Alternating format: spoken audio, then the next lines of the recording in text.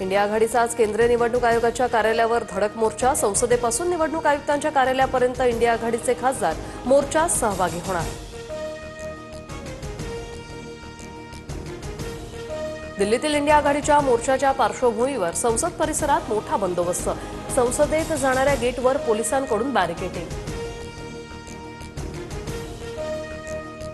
राज्य निवडणूक आयोगाकडून राहुल गांधींना नोटीस। मतचोरीच्या आरोपांसंदर्भात 10 दिवसात शपथपत्र देण्याचे निर्देश, अन्यथा कारवाईची शक्यता। ईव्हीएम हॅक करून दाखवा। निवडणूक आयोगानं 4 वेळा खुलं आव्हान दिलं होतं, मात्र विरोधक फक्त आरोप करतात, आयोगाला सामोरं जात नाही। राहुल गांधींच्या आरोपांनंतर मुख्यमंत्री फडणवीसांचं प्रत्युत्तर। राज्यभर आज ठाकरेंच्या शिवसेनेचं सरकार विरोधात जनआक्रोश आंदोलन। भ्रष्ट मंत्र्यांमुळे राज्याची बदनामी होत असल्याचा आरोप। मुंबईतील आंदोलनात उद्धव ठाकरे स्वतः सहभागी होणार।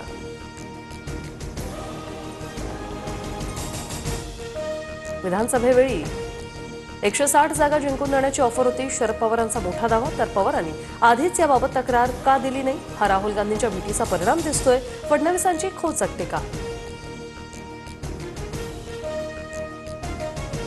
संजय राऊतांचं गृहमंत्री अमित शहांना पत्र। 21 जुलैपासून माजी उपराष्ट्रपती जगदीप धनखड कुठे आहेत? राऊतांचा पत्रातून शहांना सवाल।